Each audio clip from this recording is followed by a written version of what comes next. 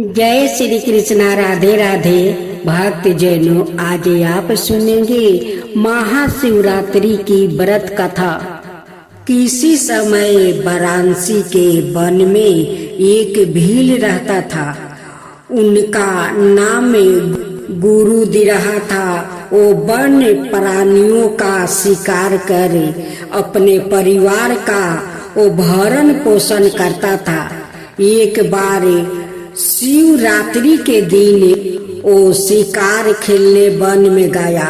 उस दिन उसे दिन भर कोई शिकार नहीं मिला और रात भी हो गई। तभी उसे वन में एक झील दिखाई दी। उसने सोचा, मैं यही पेड़ पर चढ़कर शिकार की राह देखता हूँ। कोई ना कोई प्राणी यहाँ पानी पीने आएगा। यह सोचकर वो पानी का पात्रा भर कर बेल वृक्ष पर चढ़ गया। उस वृक्ष के नीचे शिवलिंग स्थापित था। थोड़ी देर बाद वहाँ एक हिरनी आई।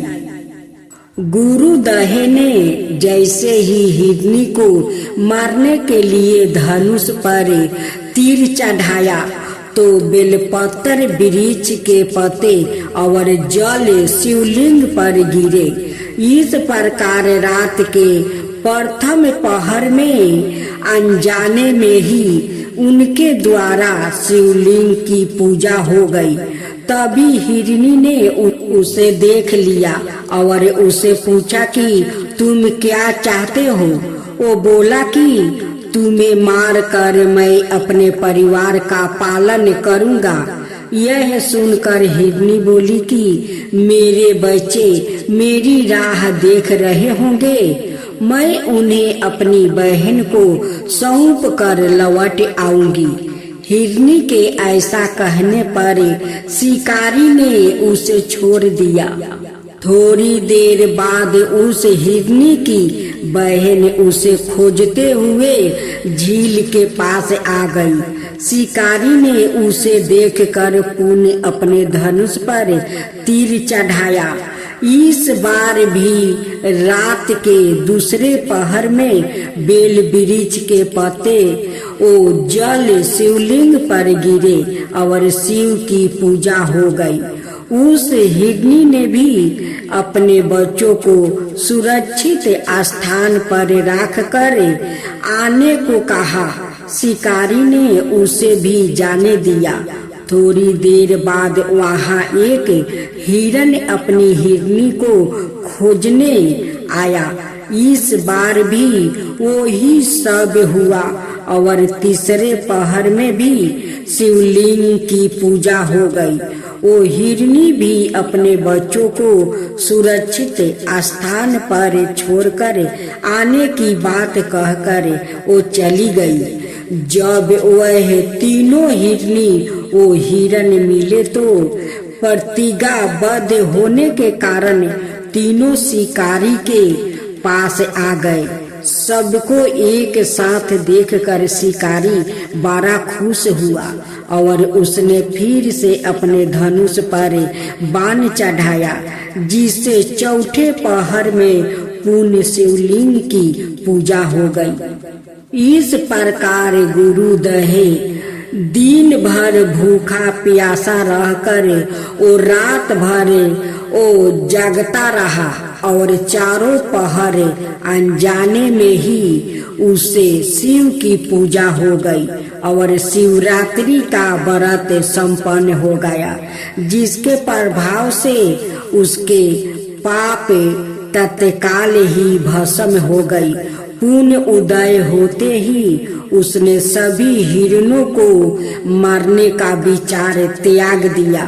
तभी शिवलिंग से भगवान शंकर प्रकट हुआ और उन्हें गुरुदहे को वरदान दिया कि त्रेता युग में भगवान राम तुम्हारे घर आएंगे और तुम्हारे साथ मित्रता करेंगे। तुम्हें मोक्ष भी प्राप्ति होगा। इस प्रकार अनजाने में किए गए शिवरात्रि व्रत से भगवान शंकर ने शिकारी को मोक्ष प्रदान कर दिया। अब दूसरी कथा श्रवण करें। प्राचीन समय में चित्रभानु नाम का एक शिकारी था। वो रोज जंगल में जाकर शिकार करता और ऐसे ही अपने परिवार का वो पालन पोषण करता था। चित्रभानु उसी नगर में रहने वाले एक साहूकार का कर्जदार भी था। गरीबी के कारण वो ऋण ना चुका पा रहा था। एक दिन साहूकार ने गुस्से में आकर चित्रभानु को शिव मठ में बंदी बना लिया। संयोग से उसी दिन मासिक शिवरात्रि थी। मासिक शिवरात्रि के कारण शिव मंदिर में भजन और कीर्तन हो रहे थे, जिसका बंदी शिकारी चित्रभानु ने पूरी रात आनंद लिया। अगली सुबह साहूकार ने शिकारी को अपने पास बुलाया और ऋण चुकाने के लिए कहा, जिसके बाद शिकारी चित्रभानु ने कहा, सेठ जी, मैं काल तक आपका पूरा ऋण चुका दूंगा। शिकारी के वचन को सुनकर सेठ जी ने उसे छोड़ सेठ से आजाद होकर शिकारी शिकार के लिए जंगल में गया। किंतु पूरी रात बंदी गिरहे में भूख प्यास होने के कारण वो थक गया था और शिकारी के खोज में जंगल में बहुत दूर आ चुका था, जहाँ से उसे लौटने में सूर्यास्त होने लगा। जिसके बाद उसने सोचा, आज तो रात जंगल में ही बितानी पड़ेगी। ऊपर से उसे कोई शिकार भी नहीं मिला था जिसे वो बेचे और वो सेठ जी का ऋण चुकता कर सके। यह सोचते सोचते वो एक तालाब के पास पहुंच गया और भर पेट पानी पीकर सुस्ताने के लिए एक बेल के पेड़ पर वो चढ़ गया, जो उसी तालाब के किनार पर था। उसी पेड़ के नीचे एक शिवलिंग था, जो पत्तियों से ढके होने के कारण नहीं देख रहा था। कर्ज चुकाने और परिवार के लिए खाना लाने की चिंता में बिल्कुल शिकारी चित्रभानु पेड़ पर बैठे बैठे बेलपत्र को तोड़ तोड़ कर नीचे गिराए जा रहा था। संजोग बस वो सभी बेलपत्र भगवान शिवलिंग पर ही गिर रहा था। शिकारी चित्रभानु रात्रि से लेकर पूरे दिन भूखा प्यासा था, जिसके कारण उसका मासिक शिवरात्रि का व्रत हो गया। कुछ समय बाद उस तालाब पर पानी पीने के लिए एक गर्भिणी हिरनी आई और पानी पीने लगी। हिरनी को देखकर शिकारी चित्रभानु ने अपने धनुष पर तीर चढ़ा लिया और छोड़ने लगा। तभी गर्भवती हिरनी बोली, रुक जाओ, मुझे मत मारो, मैं गर्भवती हूँ और तुम एक साथ दो जीवों की हत्या नहीं कर सकते। परंतु मैंने जल्दी ही प्रसव करूंगी, जिसके बाद मैं तुम्हारे पास आ जाऊंगी, तब तुम मेरा शिकार कर लेना। उसी हिरनी की बात सुनकर चित्रभानु ने अपने धनुष को नीचे कर लिया और हिरनी झाड़ियों में लुप्त हो गई।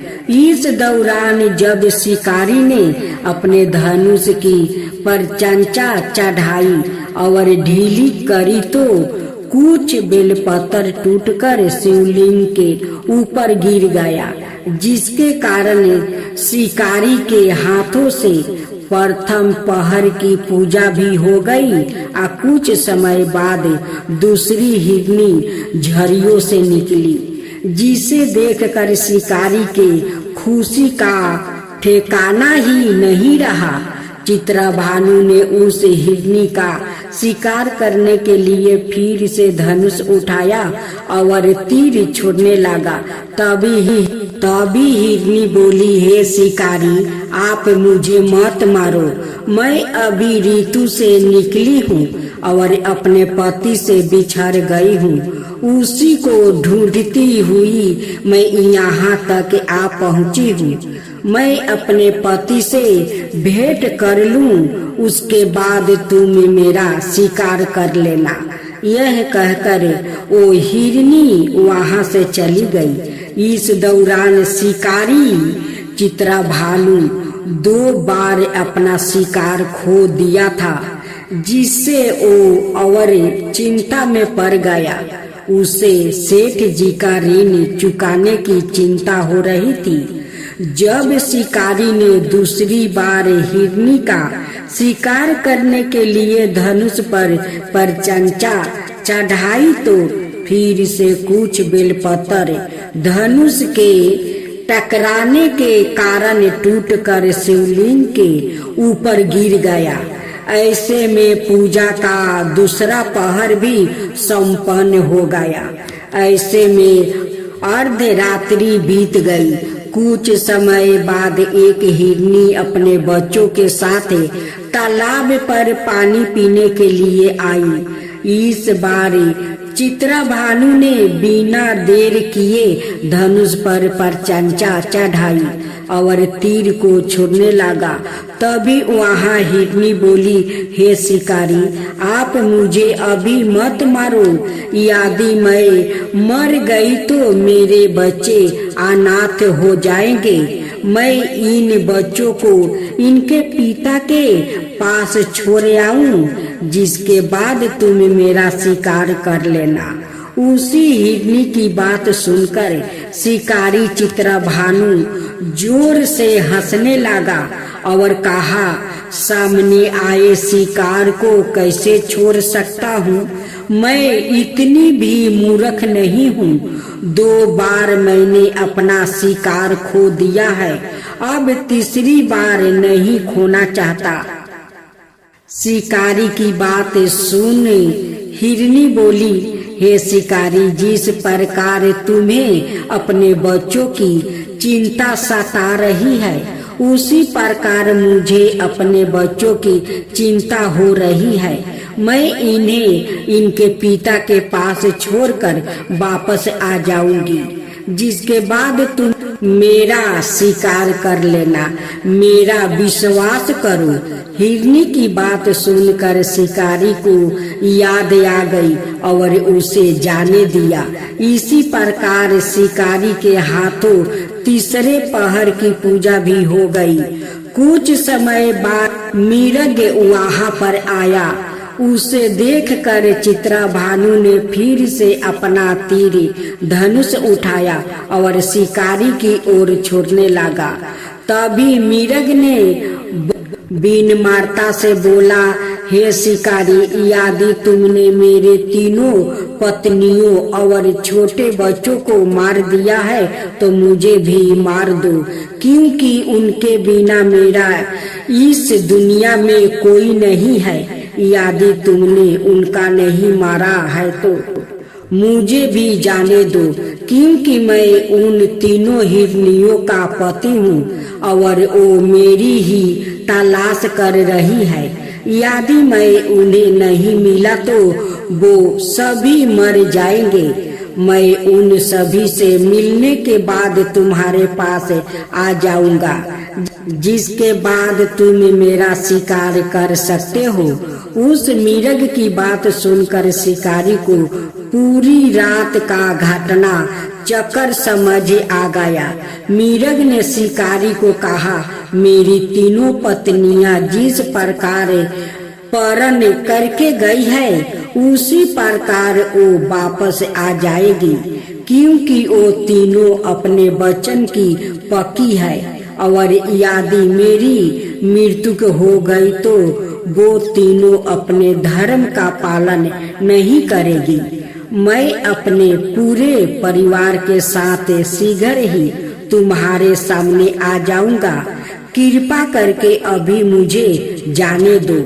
शिकारी चित्रभानु ने उस मिर्ग को भी जाने दिया और इस प्रकार बार बार धनुष उठाने और नीचे रखने में बेलपत्र गिरने के कारण अनजाने में उस शिकारी से भगवान शिव जी की पूजा संपन्न हो गई, जिसके बाद शिकारी का हृदय बदल गया और उसके मन में भक्ति की भावना उत्पन्न हो गई। कुछ समय बाद मिर्ग पूरे परिवार अर्थात तीनों हिरनी और बच्चों के साथ उसी शिकारी के पास आ गया और कहा कि हम अपनी प्रतिज्ञा अनुसार यहाँ आ गया है। हे शिकारी, आप हमारा शिकार कर सकते हैं। जंगल के पशुओं की सच्ची भावना को देखकर शिकारी चित्रभानु का हृदय पूरी तरह पिघल गया और उसी दिन से उसने शिकार करना छोड़ दिया। अगले दिन वो नगर लौटा और किसी और से लेकर उधार लेकर सेठ जी का ऋण वो चुका दिया और सवाए मेहनत मजदूरी करने लगा। जब शिकारी चित्रभानु की मृत्यु हुई तो उस यमदूत लेने आए, किंतु शिव दूतों ने उन्हें भगा दिया और उसे शिवलोक ले गया। इस प्रकार उस शिकारी को मोक्ष की प्राप्ति। जय जय तुलसी माता, जय जय तुलसी माता, सब जग की सुखदाता वरदाता। जय जय तुलसी माता, जय जय तुलसी माता। सब योग के ऊपर, सब रोग के ऊपर रुझ से रक्षा करके भाव तराता। जय तुलसी माता, रुझ से रक्षा करके भाव तराता। जय तुलसी माता। बाहु पुत्री है सायामा, सुरबली है गारामा। विष्णु प्रिया जो तुम के सेवे, सोनर तर जाता। जय जय जय तुलसी माता, जय जय जय तुलसी माता। हरि कैसे सभी राजते, त्रिभुवन से हो बनती थी। पतित जनों की तारानी तुम्हें हो भी खाता। जय जय तुलसी माता, जय जय तुलसी माता। लेकर जन्म विजन में आई, दिव्या भवन में मानव लोगी तुम्हीं से सुख सनपति पाता। मानव लोग तुम्हीं से सुख सनपति पाता। जय जय तुलसी माता, जय जय तुलसी माता।